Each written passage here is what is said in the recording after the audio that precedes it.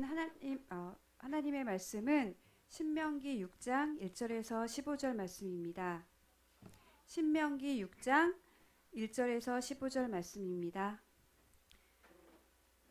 제가 가지고 있는 성경으로는 270장에 있습니다.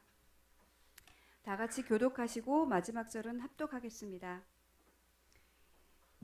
이는 곧 너희의 하나님 여호와께서 너희에게 가르치라고 명하신 명령과 규례와 법도라. 너희가 건너가서 차지할 땅에서 행할 것이니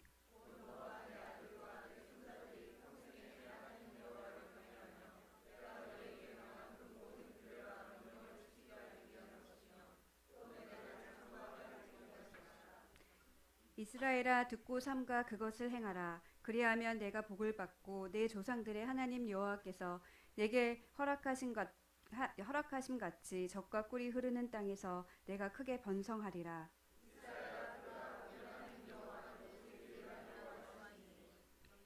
너는 마음을 다하고 뜻을 다하고 힘을 다하여 내 하나님 여호와를 사랑하라. 내 자녀에게 부지런히 가르치며 집에 앉았을 때에든지 길을 갈 때에든지 누워 있을 때에든지 일어날 때에든지 이 말씀을 강론할 것이며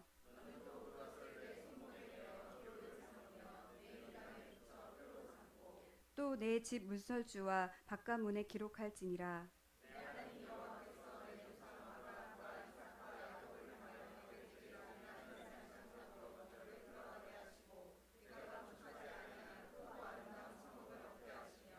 내가 채우지 아니한 아름다운 물건이 가득한 집을 얻게 하시며 내가 파지 아니한 우물을 차지하게 하시며 내가 심지 아니한 포도원과 감람나무를 차지하게 하사 내게 배불리 먹게 하실 때에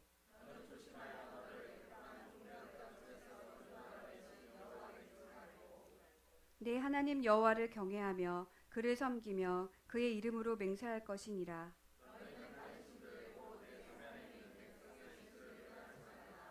너희 중에 계신 너희 하나님 여호와는 질투하시는 하나님이신즉 너희 하나님 여호와께서 내게 진노하사 너를 지면에서 멸절시킬까 두려워하노라.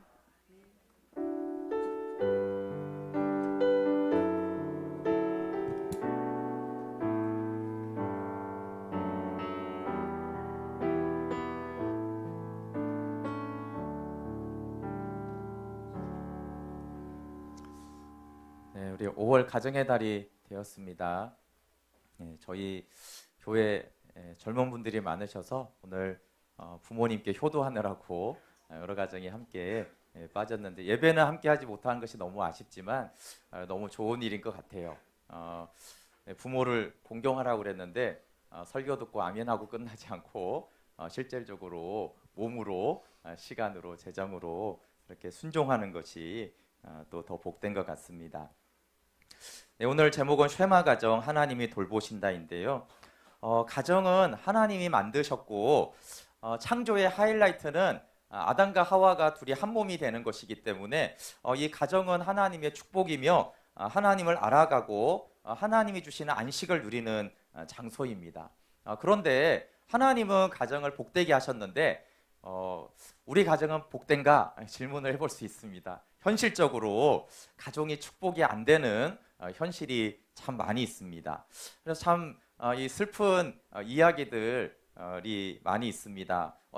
실제적으로 또 어떤 의사가 목사님 자식들 하나도 필요 없어요 이렇게 막 말을 하더래요. 그래서 왜 자식이 필요 없냐고 그러니까 이 의사가 이제 큰 병원 의사인데 사람들이 자식이 아파서 오면은 의사한테 제발 살려달라고 그렇게 부탁을 한대요. 근데 부모님이 아파서 오면은 언제까지 살 수 있냐고 물어본대요. 자식 다 필요 없다고. 지 자식은 어떻게든 살려달라고 그러는데 부모는 언제까지 살 수 있냐고 그냥 물어보고 그냥 그런대요. 그러니까 자식 키워봐야 다 필요 없다라고 이렇게 환자들을 이렇게 오면은 자기가 회의가 든다라고 그런 말을 하기도 하고, 네, 시부모를 납치한 괴한이 있었어요. 그래서 딱 전화해가지고 했는데 며느리가 딱 받았어요. 그러면서 내가 너희 부모를 지금 잡고 있다. 그러니까 1,000,000원을 입금시켜라. 이 며느리가 아주 단호하게 웃기지 마라. 네가 어떻게 해봐라. 절대 안 보낸다. 그랬더니 괴한이 그러면 시부모님을 다시 돌려보내겠다. 그랬더니 며느리가 계좌를 불러달라 그랬답니다. 예, 참 슬픈 이야기죠. 그럼 가정 예배를 드리고 가정세를 하십니까? 말씀의 가정이 되고 믿음의 가정이 되기를 원하지만 실질적으로 그렇게 믿음이 가정이 되는 순종과 행함의 믿음이 없기 때문에 심는 대로 거두는 것인데 가정이 복이 되지 않습니다. 그런데 물론 더 큰 어려움이 있어요. 가정 예배만 드리면 가정이 어두워지고 우울해지는 경우가 있어요. 믿음의 가정이 되려고 했는데 믿음 대신에 막 우울해지고, 그래서 가정 예배가 끝나는 순간 막 감탄이 나오면서 야 자유다 그러면서 TV 막 틀고 막 먹기 시작하고 이러면 참 어렵죠. 정말 쉽지 않습니다. 그런데 여러분, 그렇게 된 이유는 제대로 심지 않았기 때문에 거두지 못하는 것입니다. 갈라디아서 6장 7절 8절에 스스로 속이지 말라. 하나님은 업신여김을 받지 아니하시나니 사람이 무엇으로 심든지 그대로 거두리라. 자기의 육체를 위하여 심는 자는 육체로부터 썩어질 것을 거두고 성령을 위하여 심는 자는 성령으로부터 영생을 거두리라. 이게 개인에게도 가정에게도 교회에도 무엇을 심든지 심는 대로 거둔다라고 말씀을 하셨어요. 그런 좋은 밭이 있어도 좋은 밭이라고 해서 심지도 않았는데 어떻게 열매가 맺히고 야채가 자라겠습니까? 우리 전사님이 요 앞에 주차장 옆에 텃밭을 이제 가꿀 것입니다. 그럼 밭이 있다고 밭이 좋다라고 열매가 자동적으로 맺히진 않아요. 그 좋은 밭에 뿌리고 심고 가꿔야지 자라잖아요, 그렇죠? 하나님이 가정을 만드시고 복되게 하셨다라는 것은 좋은 밭으로 가정을 만드셨다는 것이에요. 그런데 좋은 밭이면 뭐합니까? 심고 가꾸지 않으면 잡초만 무성하고 아무것도 날 것이 없는 것입니다. 그래서 하나님이 우리 가정을 복된 가정이 되게 하셨으면 이제 이 가정 안에 말씀을 심고 영생을 거두는 가꾸는 섬김과 투자가 필요한 것입니다. 축복이 되지 않는 가정이 현실이라면 그것은 지금까지 육체를 위해서 심었기 때문에 썩어질 것을 지금 거두고 있는 것입니다. 이런 두 가지를 서로 알 수가 있어요. 무엇을 심었으면 미래의 열매를 알 수 있습니다. 그런데 더 중요한 것은 열매를 보면 무엇을 심었는지는 더 잘 압니다.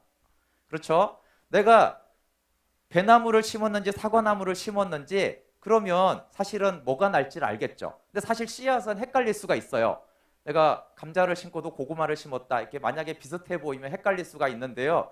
그런데 여러분, 더 확실한 것은 열매를 보면 뭘 심었는지가 아주 확실합니다. 사과가 열렸는데 배를 심었는데 왜 사과가 열렸지? 이렇게 말하는 건 아니죠, 그렇죠? 사과가 열렸으면 반드시 사과를 심은 거예요. 그러면 여러분, 선을 심었으면 선을 심었는데 사망의 열매가 맺혔으면 뭘 심은 것입니까? 사망을 심은 거예요. 그렇지, 똑똑하네. 맺힌 게 사망이면 사망을 심은 게 확실하다고요.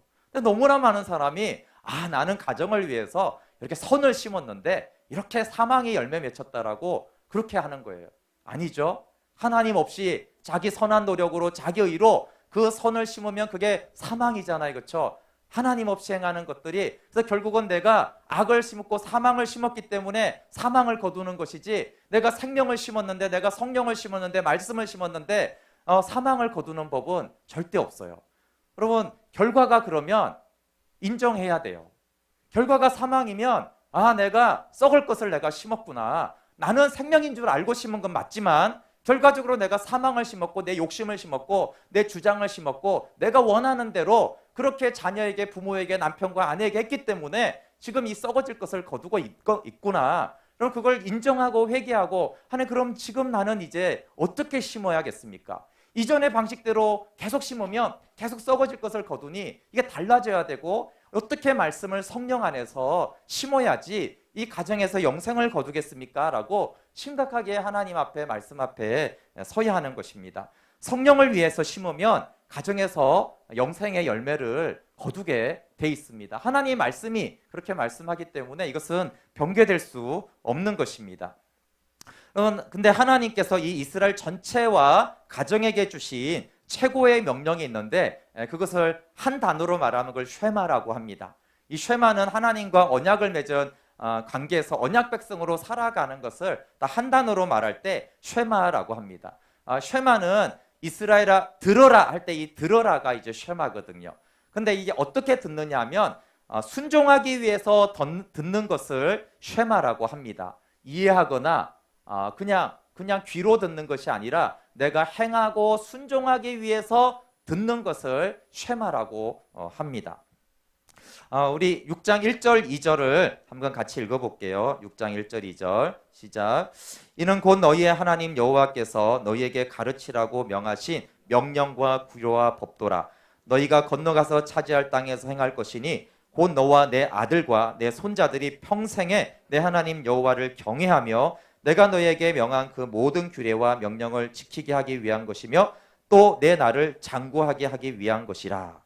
네, 가나안 땅에서 이제 행해야 될 것을 말하고 있는데 여기에 하나님 말씀은 간단합니다. 네가 쉐마를 하면 내가 너를 돌보겠다 이 말입니다. 여기 하나님을 경외하고 하나님의 말씀을 지켜 행하면 이게 쉐마하는 거죠. 쉐마하면 어떻게 해요? 내 나를 장구하게 하겠다. 내가 너를 돌봐 지켜주겠다라고 말씀하신 거예요. 우리 3절도 읽어볼게요. 시작.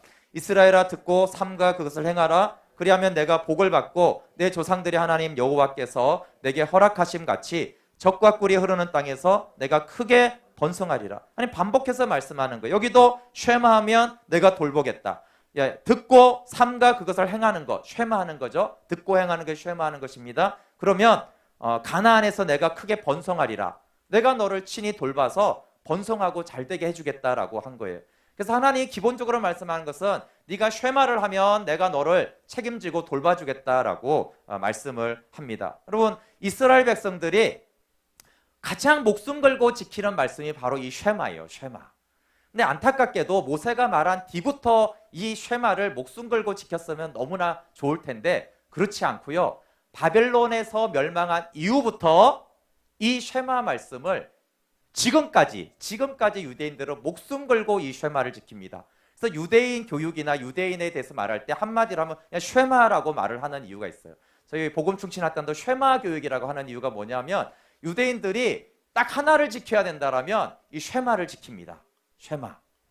왜 그러냐 하면 바벨론에 멸망하고 난 다음에 계속적으로 헬라 제국의 식민지가 되고 로마의 식민지가 되고 이렇게 됐을 때 이스라엘 백성이 왜 그렇게 됐는가를 성경을 찾아보니까 이 쉐마 명령을 안 지킨 거예요. 쉐마 명령을. 그러니까 이제 우리는 목숨 걸고 이 쉐마를 지켜야 된다. 그러지 않으면 우리는 영원히 이렇게 열방에 쫓겨다니고 핍박받으며 흩어져 다닐 수밖에 없는 신세다. 쉐마를 지켜야 된다. 그래서요, 그 멸망한 이후부터 목숨을 걸고 지키고 있는 것이 현재까지 이 쉐마 명령입니다. 근데 이 쉐마의 대상이 있습니다. 이스라엘 백성들이 쉐마를 지킬 때 이 쉐마가 하나님의 명령을 지키는 것과 함께 가정하고 굉장히 연결이 되게 돼 있어요. 왜냐하면 이 쉐마는 하나님의 명령을 순종하는 것과 가정과 같이 연결이 되어 있는 말씀이었기 때문에 그렇습니다. 오늘 6장 2절에서만 봐도 너와 내 아들과 내 손자들이 평생에 대상이 나와 있습니다. 대상이. 그냥 이스라엘아 이렇게 말하지 않고요. 너와 아들과 손자니까 어떻게 돼요? 3대가 지켜야 되는 거예요. 3대가. 대상이 뚜렷합니다. 3대가 이 쉐마 명령을 지켜야 된다고 하고 두 번째는 평생에죠. 평생에. 그러니까 3대가 평생에 지켜야 되는 것이 쉐마예요. 그러니까 이 3대가 나왔기 때문에 이게 이제 세대 간의 가족 문제와 쉐마 명령이 연결이 되어져 있습니다. 그러면 하나님이 대대로 너를 장수하고 번성하게 해주겠다라고 말씀하셨어요. 그래서 이것을 믿고 유대인들이 우리가 쉐마를 3대로 대대로 지키면 하나님이 우리를 돌보시고 우리를 지켜주신다라는 믿음으로 이것을 행하는 것입니다. 그 뒤에 보면 이 쉐마의 주체가 더 구체적으로 나옵니다. 어떻게 3대가 이 쉐마 명령을 지키는지가 우리 4절부터 7절을 같이 한번 읽어볼게요. 시작. 이스라엘아 들어라. 우리 하나님 여호와는 오직 유일한 여호와이시니 너는 마음을 다하고 뜻을 다하고 힘을 다하여 내 하나님 여호와를 사랑하라. 오늘 내가 내게 명하는 이 말씀을 너는 마음에 새기고 내 자녀에게 부지런히 가르치며 집에 앉았을 때든지 길을 갈 때든지 누워 있을 때든지 일어날 때든지 이 말씀을 강론할 것이며, 네, 쉐마의 주체가 첫 번째 구체적으로 아주 부모와 자녀로 딱 못 박았어요. 먼저 부모들에게 너는 내가 명하는 이 말씀을 너는 마음에 새겨라. 이게 이제 부모에게 주시는 명령이죠. 그 다음에 어떡합니까? 구체적으로 자녀라는 대상이 나옵니다. 그러면서 네 자녀는 네가 가르쳐라 이렇게 하나님 명령하세요. 그리고 하나님은 부모에게 말씀을 양육하라고, 자녀를 양육하라고 부모를 딱 지정해서 명령하셨어요. 훈련은 어떻게 해야 되냐? 훈련의 지침은 이것입니다. 상황이 되든 안 되든 말씀을 부지런히 가르치라. 집에 앉았을 때든지 길을 갈 때든지. 이거 조금 가르치는 거 가능하죠? 집에 앉아서 대화할 때나 길을 걸어가면서 자녀에게 말씀을 가르칠 수 있어요. 그렇게 가르치라는 거예요. 근데 여러분, 여기 상황이 안 되는 상황이 있습니다. 누워 있을 때든지 일어날 때든지. 누워 있어 뭐 하는 거예요? 자겠다는 거예요. 자겠다는 애한테 말씀을 가르치라는 거예요. 그러니까 그렇게 막 붙들고 못 자라게 하는 게 아니고요. 자려는 누운 애 놔두고 성경을 읽어주라는 거예요. 실제로 많이 그렇게 하죠. 고온이 잠들 때까지 성경을 읽어주고 나오는 거예요. 그리고 일어날 때는 뭐예요? 이제 친구 만나러 가겠다는 거예요. 그래도 말씀을 가르치라는 거예요. 나 시간 없어요. 나 바빠요. 그래도 그 자녀를 붙들고 말씀을 부지런히 가르치라는 것입니다. 제자훈련으로 유명한 오카는 목사님이 한 유명한 말이 있습니다. 여러분, 그 사랑의 교회가 제자훈련할 때 제자훈련을 신청하고 받잖아요. 그럼 모토가 이것입니다. 아프지도 말고 죽지도 말자. 따라해볼래? 아프지도 말고 죽지도 말자. 그렇게 말씀을 배우라는 거예요. 그냥 건성건성 아프면 안 나가고 죽으면 안 되잖아요. 이 기간 동안 절대 죽지 말고 아프지 말고 쉽게 말해서 목숨 걸고 하라는 거예요. 조건 상황 따지지 말고 하나님, 저는 하나님의 말씀 앞에 제자가 되겠습니다. 이렇게 뜻을 정하고 해야지. 그렇게 해도 안 되는 경우가 있는데 설렁설렁해서 안 된다라는 거예요. 사실 이 말씀이 그 말씀이에요. 그럼 오카노 목사님이 그 유명한 강의 중에 하나가 광인론이에요. 광인론. 미쳐야 한다는 거예요. 미쳐야지. 미쳐서 말씀을 전하고 미쳐서 말씀을 배워야지 예수님의 제자로 살아가지 설렁설렁해서 안 된다는 거예요. 그래서 미쳐서 말씀 앞에 서라는 거예요. 미쳐서.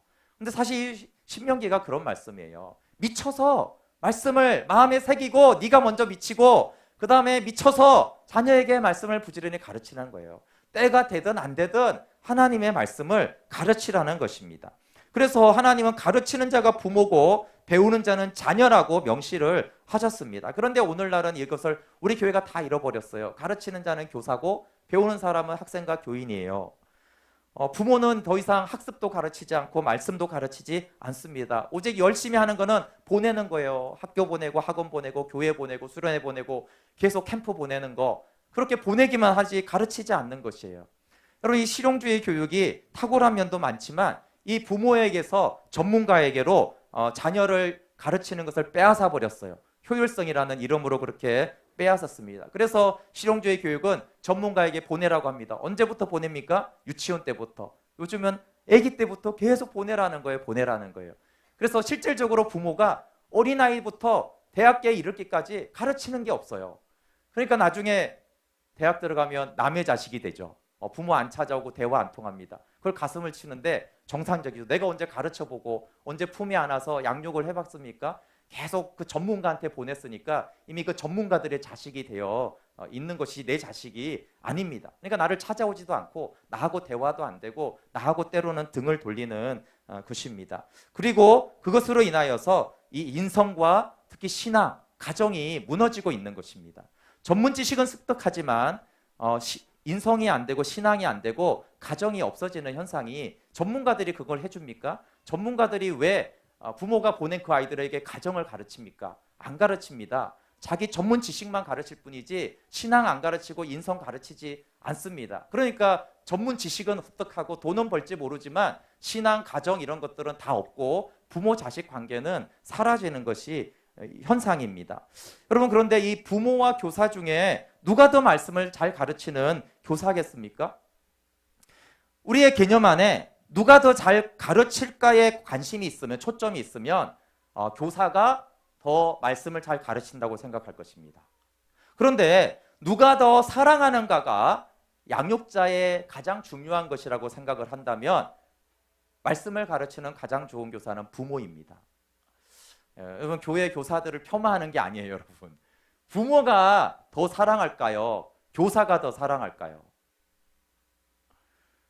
부모가 더 만약에 부모보다 더 잘 사랑하는 교사가 있으면 정말 하나님의 사람이죠? 가끔 있습니다.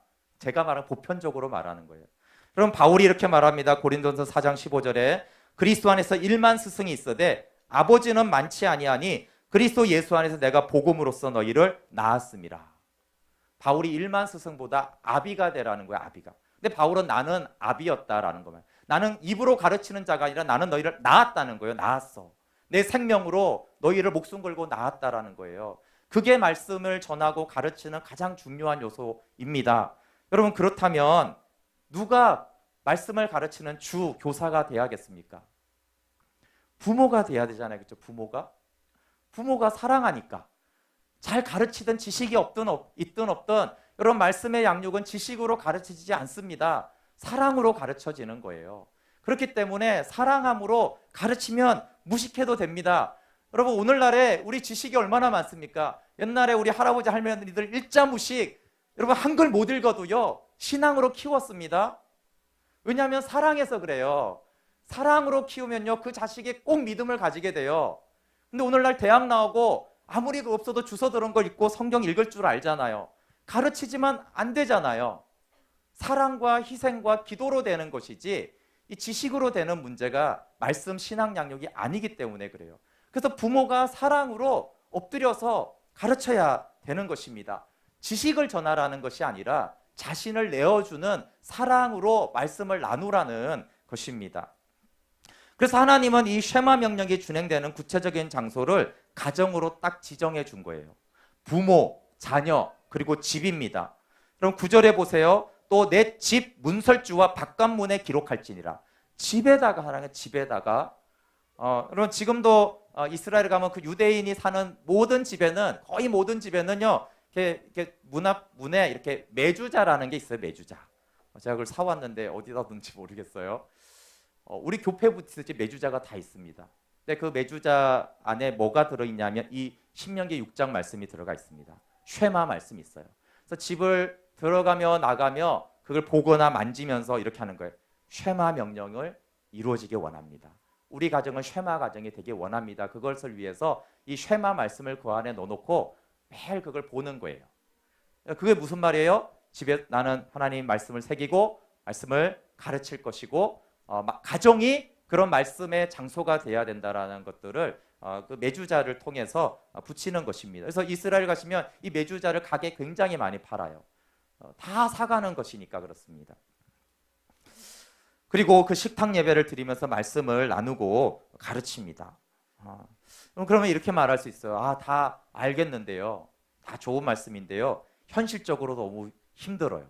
그래서 그냥 저는 학교와 학원에 교회에 계속 맡기려고 합니다. 이럴 수 있습니다. 결정은 다 본인이 하는 것이죠. 근데 여러분, 말씀은 이해의 대상입니까? 복종의 대상입니까? 야고보서 2장 19절에 이렇게 말합니다. 내가 하나님은 한 분이신 줄을 믿느냐? 잘하는도다. 귀신들도 믿고 떠너니라. 그러면 하나님이 한 분인 것을 지적으로 동의합니다. 깨달았습니다. 그렇습니다. 근데 하나님께 복종하지 않습니다. 그 믿음을 뭐라고 하냐? 그 귀신 믿음이에요. 귀신 믿음. 귀신은요 우리보다 더 성경 잘 압니다. 하나님의 존재 더 잘 믿습니다. 귀신이.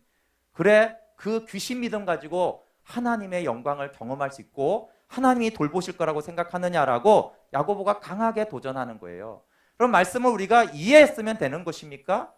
깨달았으면 되는 것입니까? 그냥? 아니면 말씀은 복종해야 될 대상입니까? 귀신 믿음과 성령의 믿음이 달라요. 그래서 귀신 믿으면 전혀 하나님이 돌봐주지 않습니다. 이스라엘이 바벨론이 멸망할 때 어떤 믿음을 갖고 있었습니까? 하나님이 전능자요 창조주 구원자니까 안 믿었습니까? 다 믿었습니다, 여러분. 다만 말씀에 복종하여 언약 안에 거하지 않았어요. 그러니까 바벨론에 멸망하는 것이에요. 멸망받는 믿음은 복종하지 않는 믿음입니다. 이스라엘이 멸망받고 심판받을 때도요 우리보다 이상으로 다 지적으로 깨닫고 알고 있었고 이해하고 있었어요. 다만 말씀에 복종하지 않았습니다. 그게 멸망당하고 심판당하는 귀신 같은 믿음입니다. 사단은 그걸 믿음이라고 얘기해요. 성경 알지? 깨달았지? 오늘 설교 이해됐지? 그런 말씀 잘 들은 거야. 그 귀신이 주는 믿음입니다. 그럼 그 말씀에 내가 복종하고 그렇게 행하겠습니다. 비록 연약하지만 제가 그렇게 드리겠습니다. 내 지체를 드리겠습니다. 그렇게 하지 않으면 그건 귀신이 준 믿음이에요. 성령의 주신 믿음이 아닌 것입니다. 그래서 말씀은 우리의 지적 동의나 지적 만족이나 깨달음의 대상이 아니라 복종의 대상입니다. 여러분, 현실적으로 힘든 거 하나님이 아세요. 그래서 하나님이 어떻게 말씀하셨냐면요, 이 말씀에 복종할 수 있는 대안을 하나님이 주시겠다라고 말씀하셨어요. 그게 10절부터 13절입니다. 한번 같이 10절부터 읽어볼게요. 시작. 내 하나님 여호와께서 내 조상 아브라함과 이삭과 야곱을 향하여 내게 주리라 맹세하신 땅으로 너를 들어가게 하시고, 내가 건축하지 아니한 크고 아름다운 성읍을 얻게 하시며, 내가 채우지 아니한 아름다운 물건이 가득한 집을 얻게 하시며, 내가 파지 아니한 우물을 차지하게 하시며, 내가 심지 아니한 포도원과 감람나무를 차지하게 하사 내게 배불리 먹게 하실 때 너는 조심하여 너를 애굽 땅 종되었던 집에서 인도하여서 내신 여호와를 잊지 말고 내 하나님 여호와를 경외하며 그를 섬기며 그의 이름으로 맹세할 것이니라. 아멘. 하나님, 그게 현실적으로 우리가 어렵다라는 걸 아셨어요. 근데 이 쉐마 명령을 하신 다음에 그 다음에 약속하신 게 뭐예요? 가나안 땅 내가 차지하게 해주겠다. 그러면서 들어가게만 하게 하는 것이 아니에요. 뭐예요? 내가 건축하지 않았는데 네가 건축하지 않고는 크고 아름다운 성읍을 얻게 하겠다. 네가 돈 벌지 않았는데 내가 아름다운 물건이 가득한 집을 얻게 하겠다. 네가 파지 않았는데 생존의 필수적인 우물을 차지하게 하겠다. 네가 심지 않았는데 과실나무를 차지하게 하사 배불리 먹게 해주겠다. 너는 쉐마하면 내가 돌보는데 내가 돌보는 거는 막연하지 않아. 이렇게 성읍, 집, 먹는 거, 마시는 것까지 내가 구체적으로 너를 돌봐줄 테니까 너는 쉐마 명령을 지키라는 거예요. 무엇을 하면 다 공짜와 은혜로 주신다고요? 5절하고 7절입니다. 첫 번째, 나죠 먼저. 너는 마음을 다하고 뜻을 다하고 힘을 다하여 내 하나님 여호와를 사랑하라. 하나님 사랑하지 않고 가르치고 전하는 거 더 위험합니다. 그렇죠? 그래서 네가 먼저 마음, 목숨, 뜻을 다해 하나님을 사랑해라. 첫 번째 쉐마 명령입니다. 두 번째, 7절, 내 자녀에게 부지런히 가르치되 집에 앉았을 때든지 길을 갈 때든지 누워있을 때든지 일어날 때든지 이 말씀을 강론해라. 이 두 가지 네가 명령을 지키면 내가 아주 구체적으로 너의 삶을 돌보며 책임질 것이다라고 말씀하셨어요. 그럼 그래도 또 이렇게 말할 수 있는 분이 있을 수 있어요. 쉐마하면 은혜로 하나님이 다 주신다고 하신 하나님께 참 고맙게 생각합니다. 그러나 저는 그냥 제 힘으로 가나안과 성읍과 집과 우물과 가실수를 차지하겠습니다. 사람이 열심히 해서 제 힘으로 사는 것도 괜찮은 거 아닙니까? 그러려면 쉐마를 할 수 없을 것 같습니다. 그것에 대해서 하나님은 14절 15절에 이렇게 말씀하셨어요. 같이 읽어볼게요. 시작. 너희는 다른 신들 곧 내 사면에 있는 백성의 신들을 따르지 말라. 너희 중에 계신 너희 하나님 여호와는 질투하시는 하나님이신즉 너희의 하나님 여호와께서 내게 진노하사 너를 지면에서 멸절시키실까 두려워하노라. 아멘. 그리고 이게 지금 쉐마 명령, 쉐마하면 이렇게 주겠다. 그러면 이게 무슨 말씀이겠어요? 쉐마 안 하겠다는 사람들이에요. 쉐마 안 하면 세상 따라가는 거죠. 그러면 그래, 그럼 네가 한번 열심히 우물 파봐, 네 힘으로 집 지어봐, 이렇게 하지 않으셨고요. 나는 질투하는 하나님이기 때문에 내가 너를 멸절시킬까 두렵다. 하나님이 대적자가 되십니다. 하나님 중간이 아니세요. 하나님 여러분 돌보시든지 방해하시든지 둘 중에 하나겠다를 하시는 거예요. 복 주든지 저주하든지 하나를 하겠다는 거예요. 그러면 쉐마를 할 거냐 안 할 거냐는 것은 우리에게 선택의 여지가 없는 것입니다. 근데 이 쉐마를 위한 필수 조건이 내 자녀 내가 가르치는 것이에요. 여러분, 자녀는 하나님의 자녀입니다. 근데 하나님이 우리에게 맡긴 것이 아니에요. 그렇죠? 그러니까 나를 태어나게 해서 나에게 맡겼으니까 하나님의 말씀으로 양육할 책임이 나에게 있는 것입니다. 여러분, 교사나 목회자는 돕는 자예요. 우리 자녀가 천국에 갈지 지옥에 갈지 영생을 누리며 살지 아니면 죄의 종으로 살지는 첫 번째 책임이 부모에게 있는 것이에요. 자녀를 노엽게 하지 말고 사랑으로 말씀으로 가르쳐야 됩니다. 가르치라고 막 지시하라는 게 아니에요. 하나의 미랄이 되어야 됩니다. 세상보다 하나님을 사랑하는 언약 백성이 되게 해야 됩니다. 근데 두 번째 필수 조건이 있는데 그것은 자녀들에게 하는 것인데 그것이 내 부모를 공경하라는 것이에요.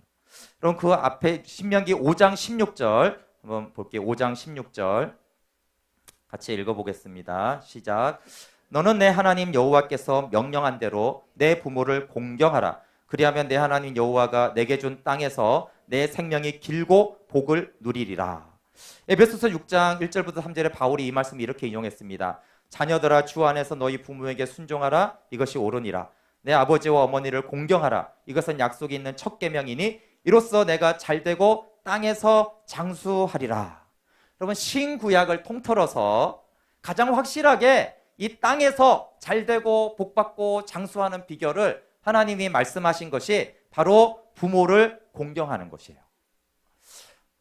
여기 어른 여러분 땅에서 잘되고 번성하고 건강하게 오래 살고 싶으십니까? 그러면 부모를 공경하세요. 하나님의 약속이에요. 우리 자녀들 미래가 불투명합니까? 공부도 못하고 예술적인 능력도 없어서 미래가 불투명해서 잘 먹고 잘 살지 두렵습니까? 다른 방법이 있습니다. 부모를 공경하세요. 부모를 공경하면 공부 못해도 하나님 내가 땅에서 잘 되고 번성하게 해주겠다고 약속을 하셨어요. 농담하는 거 아니에요. 여러분 하나님 농담 안 하세요. 말씀 가지고 진리로 부모를 공경하세요. 그 불투명한 이거 대학 가는 거가 쉽잖아요. 왜 그 공부 대학 가려고 그렇게 치열하게 명문대 나와도 요즘 쉽지 않아요, 여러분. 근데 부모를 공경하면 하나님이 약속해. 그러면 성경에 네가 공부 열심히 하면 성공할 거다 이런 말씀은 없는데 네가 부모를 공경하면 내가 너를 잘 되고 번성하고 건강하게 오래 잘 먹고 잘 살게 해줄게 이렇게 약속하셨어요. 땅에서라는 말이 바울도 했어요. 바울이 보통 맨날 하늘 얘기만 하는 분이거든요. 대부분 그렇습니다, 바울이. 그런데 땅에서 이렇게 말한 건 뭐겠어요? 땅에서 그렇게 하는 것이에요. 그럼 심고 거둠의 법칙을 우리가 잘 알아야 돼요. 하나님께 우리가 뭘 심으면 하나님이 뭘 주는가를 잘 알아야 되는데 가나안과 성읍과 우물과 집과 가실수를 얻고 싶으면 쉐마하고 자녀에게 말씀을 가르쳐야 돼요. 그리고 두 번째 여러분 잘되고 번성하고 건강하게 오래 살고 싶으면요 부모님을 공경하세요. 잘되고 번성하고 싶으면 부모 공경의 이유는 두 가지가 있습니다. 첫 번째는 부모님이 훌륭하고 부모님께 우리가 사랑을 많이 받았기 때문에 그래요. 그래서 당연히 부모의 은혜에 보답해야 되는 것이죠. 그런데 항상 그러냐? 그렇지가 않습니다. 물론 아기 때는 다 사랑을 주셨겠죠. 근데 커가면서 부모님이 까칠하고 상처 주고 괴롭히고 내 인생에 도움이 하나도 안 되면 어떻게 해야 됩니까? 제가 이거에 대해서 많은 목사님들이 그래도 무조건 순종하고 공경하래요. 그건 아닌 것 같아요. 저희 아버님도 너무 특이하셨는데 저희 아버님 말씀대로 순종했으면 저는 목사가 안 됐습니다. 돈 벌어야죠. 세상에서 잘 해야지. 순종하면 안 되죠.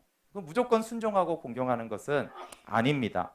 안 맞으면 걸러 들어야 되고 상처받는 환경 막 욕하면 계속 욕 먹어야 되고 그런 거 아니죠. 욕 먹으면 나가 되죠. 그러면 나가 뒤지고 순종하고 그럼 안 되잖아요. 그런 건 안 들어야죠. 거역해야죠. 그런데 여러분 왜 하나님은 그냥 부모에게 공경하라고 그랬을까요? 좋은 부모에게 공경하라 그러지 않았고요. 그냥 부모에게 공경하라는 거예요. 왜 그렇게 말씀하셨냐면요. 이 세상의 현실을 주님이 아세요. 근데 이렇게 말씀하는 거예요. 근데 까칠하고 상처 주고 괴롭히는 인생에 도움 안 되는 그 부모에게도 네가 공경하면 네가 부모에게 받을 건 없을 거야.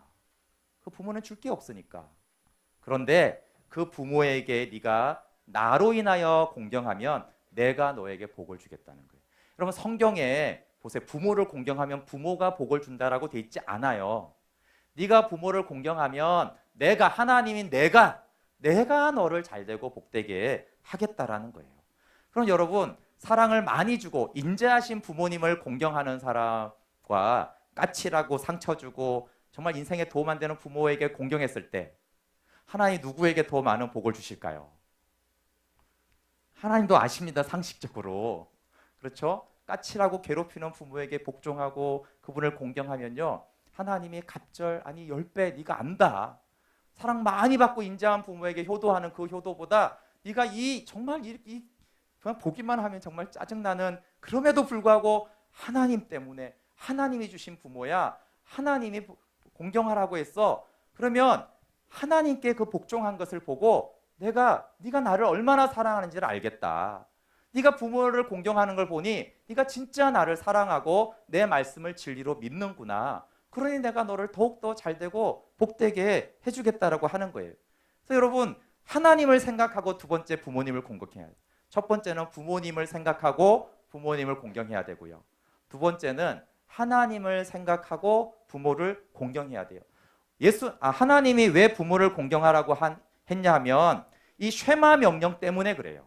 하나님은 하나님의 목적을 위해서 부모 공경이 꼭 필요한 것입니다. 그래서 부모를 공경하는 자는 하나님의 이 쉐마의 목적을 성취하는데 돕고 참여하는 자이기 때문에 부모를 공경하는 자를 하나님이 복 주시는 거예요. 하나님의 목적인 이 복음과 생명과 부모 공경은 직접적으로 연결이 되어 있단 말이에요. 모든 부모가 그런 건 아니지만 하나님이 쉐마를 부모에게 자녀에게 말씀을 가르치라고 했잖아요. 그렇죠? 그럼 부모가 자녀에게 말씀을 가르칠 때 그 자녀는 그 말씀을 공경함으로 받아야 된단 말이에요.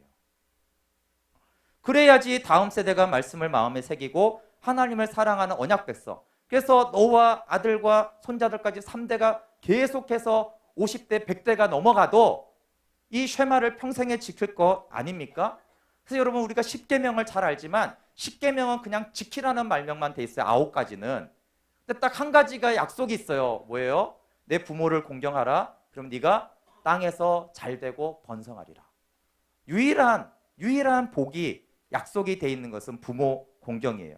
반대로 여러분, 부모를 공경하지 않으면 이런 심한 말씀이 있습니다. 잠언 30장 17절에 아비를 조롱하며 어미 순종하기를 싫어하는 자의 눈은 골짜기에 까마귀에게 쪼이고 독수리 새끼에게 먹히리라. 왜 그렇습니까? 불효화가 더 큰 죄이기 때문에 아닙니다. 그럼 불효는 예수님의 십자가와 부활의 복음이 자녀 세대에게 흘러가는 것을 막는 죄예요. 그래서 부모를 공경하는 것이 성경에 하나님 특별히 중요하게 여기는 것입니다. 세대와 세대를 이어서 하나님의 말씀이 전해져야 되는 것과 연결이 되어 있는 것이에요. 그래서 여러분, 자녀는 부모를 어떻게 보아야 하냐면 하나님의 대리자로 봐야 돼요. 하나님의 말씀을 전해주는 선지자입니다. 그래서 부모를 공경해야 돼요. 부모가 온전하든 온전하지 않든. 그리고 내 부모가 예수님 안 믿었는데요, 그래도 공경해야 돼요. 왜 그렇습니까? 그래야지 내 자녀가 나를 공경합니다. 어떤 분이 이런 말을 하더라고요. 어떤 목사님이 설교 때 이 말을 하더라고요. 자녀가 이제 은퇴하셨는데 자녀가 이제 생일 때 오는데 막 꽃다발을 사갖고 오더래요. 그러니까 사모님이 그거 왜 사오냐고, 이런 거 필요 없다고 막 그러길래 그 목사님이 그랬대. 내버려 두라고. 지 자식 교육하고 있는데 왜 방해하냐고. 어른을 찾아올 때는 이렇게 선물을 들고 찾아오는 거야. 지금 자식 교육하고 있는 거야. 자식 교육. 그 자식이 커서 자기 찾아올 때 돈 갖고 과일하고 꼭 사갖고 오라는 지금 그 교육을 하는데 그거 하지 말라고 하냐고. 그럼 맞습니까? 안 맞습니까? 그럼 부모 공경은요, 딱 부모하고 나하고만 있지 않아요. 내가 부모를 공경하는 모습을 아이들이 보고 자랄 때 부모를 공경하죠. 근데 정말 부모님이 예수님도 안 믿고 말씀도 안 가르치고 까칠해요. 그래서 내가 막 반항했어요. 근데 나는 예수님을 믿어요. 자녀들이 나한테 어떻게 할까요? 까칠하게 합니다. 내 말 안 듣습니다. 그래서 당연히 아까 말했잖아요. 부모님이 너무 말씀의 사람이에요. 그럼 할렐루야 하고 순종하면 되죠. 부모님이 거의 막 정말 죄의 세력이 잡혔어요. 그래도 공경하라는 거예요. 왜요? 내 자녀가 내가 전하는 말씀을 공경함으로 듣게 하기 위해서 그렇게 하라는 거예요. 그래서 하나님은 말씀 전수를 위해서 부모 공경을 말하는 것입니다. 그리고 부모는 효를 가르쳐야 돼요. 나 노후에 네가 잘해야 돼. 그래서 가르치는 게 아니고요. 내가 전하는 말씀을 믿으라고. 내가 전하는 복음을 믿으라고. 내가 그 믿는 하나님을 네가 믿어야 되기 때문에 효를 가르쳐야 됩니다. 그럼 부모님을 정말 사랑하고 부모님께 효도하는 마음으로 그런 자식이 부모가 믿는 하나님, 부모가 유언할 때 너 예수 믿기 원해 그러는데 안 믿습니까? 정말 부모님을 그렇게 공경하고 사랑하는데 믿죠. 근데 부모가 원수 같고 거역하는데 그 부모가 믿는 하나님 왜 믿습니까? 거꾸로 더 안 믿고 싶은 마음이 생기잖아요. 그렇기 때문에 효를 가르쳐야 되고 본이 되어야 하는 것입니다. 대천덕 신부님과 벤토레이 신부님 얘기를 제가 한 적이 있어요. 제가 벤토레이 신부님 얘기를 그냥 지나가면서 한 얘기인데 제가 깜짝 놀랐어요. 그분이 자기가 어떻게 예수님 믿은가에 대해서 대천덕 신부님이 아버지가 자기가 한 10살인가 조금 넘어서 예수님 복음을 전하고 믿으라고 하길래 자기는 의심 없이 믿었대요. 왜 그러냐면 자기가 보기에 아버지와 어머니가 말과 행동이 다른 걸 본 적이 없대요. 그래서 아버지는 항상 그 말이 맞았대요. 그렇기 때문에 아버지가 전한 복음은 틀릴 리가 없기 때문에 자기는 의심 없이 믿었고 그때 이후부터 계속 잘 믿었어요.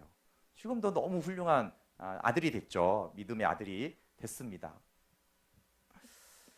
쉐마의 필수 조건 세 번째는 첫 번째 자녀를 가르쳐야 되고 그다음에 부모를 공경해야 세 번째는 가족이 함께 해야 됩니다. 그럼 쉐마 가정은 내어주는 부모와 공경하는 자녀가 함께 해야 돼요. 자녀의 마음과 신앙과 형편을 알아야 됩니다. 가족이 말씀을 함께 나눠야 돼요. 여러분 학교 교사, 교회 교사들의 공통적인 말이 한 가지가 있는데 그게 뭔지 아십니까? 부모들은 자기 자녀를 너무 모른다는 거예요. 그냥 너무 모르는 게 아니고요. 몰라도 너무 모른다는 거예요. 근데 부모들은 한결같이 뭐라고 말하는지 아십니까? 나처럼 내 자녀를 아는 사람이 없지. 나는 부모니까. 근데 교사들은 한결같이 너무 모른대요. 너무 답답해 미치겠대요. 그리고 실제로 말을 해줘도 안 믿는데요. 안 믿어요, 절대. 그게 부모. 여러분 같이 보내고 같이 가르치고 같이 생활하지 않는 이상 모릅니다. 어떻게 보내놓고 압니까? 모르잖아요, 그렇죠? 그래서 보내면 모릅니다. 같이 뒹굴어 봐야지 내 자녀의 믿음, 상태, 상처, 성향 얼마나 불손한지 때로는 얼마나 복종하는지를 알게 되는 것입니다. 그리고 알아야지 사랑으로 기도하고 양육할 수가 있습니다. 그래서 쉐마 가정을 위해서 저희 교회가 다 할 수는 없지만 통합 예배를 드리는 거예요. 이 통합 예배 여러분 자녀들은 시간이 길어서 힘들고 어른들은 산만해서 힘들잖아요, 그렇죠? 그런데 쉐마 가정을 위해서 함께 예배하고 함께 말씀을 듣는 거예요.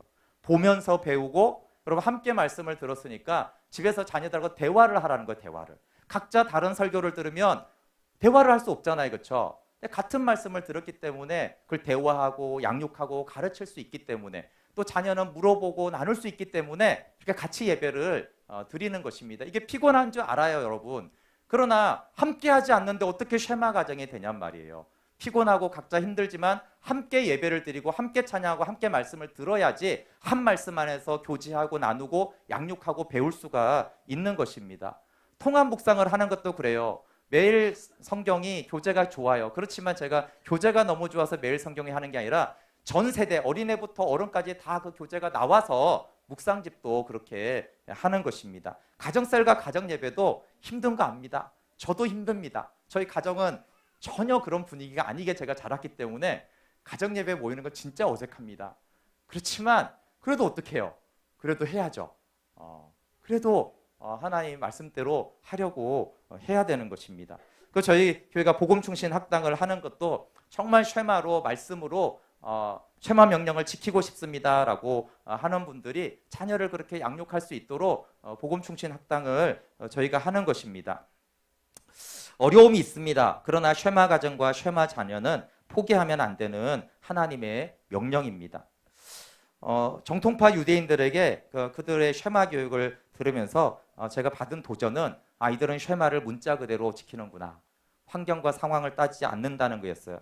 그들이 율법주의자가 아닐까? 물론 율법적인 게 있겠죠. 율법적으로 자녀를 키우지 않을까라고 했는데 생각보다 굉장히 사랑과 온유함으로 자식을 인성교육시키고 키우는 거예요. 딱딱하게 하지 않고.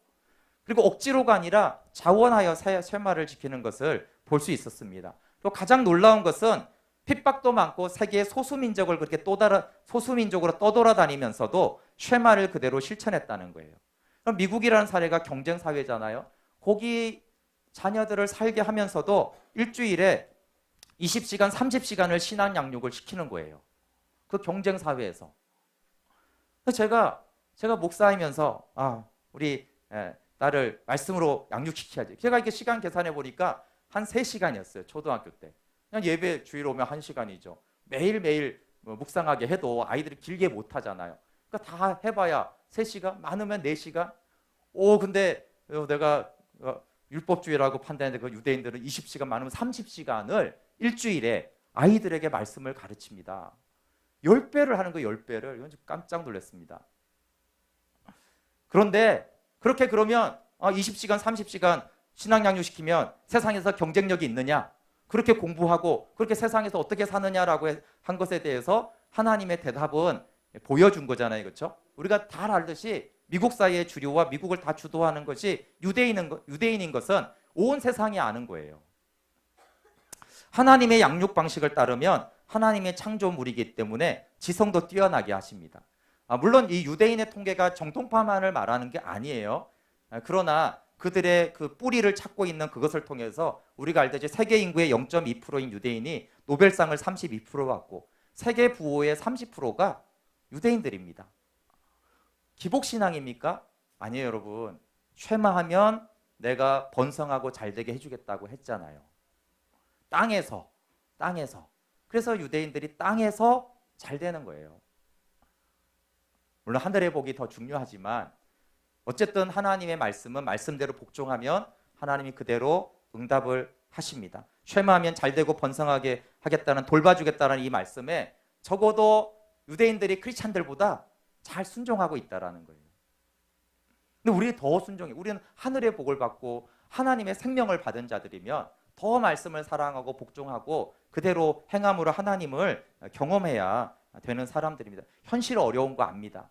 그러나 현실이 아니라 현실과 상관없이 하나님 말씀대로 우리가 복종하겠습니다. 그 나머지는 하나님이 일하여 주십시오라고 할 때 우리가 하나님을 경험하게 되어집니다.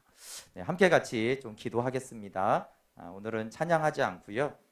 하나님, 우리 가정이 쉐마 가정이 되게 해주세요. 왜 썩어질 것을 거두게 되었을까요? 왜 자녀는 믿지 않을까요? 왜 부부관계는 이렇게 됐을까요? 우리 부모님은 왜 저럴까요?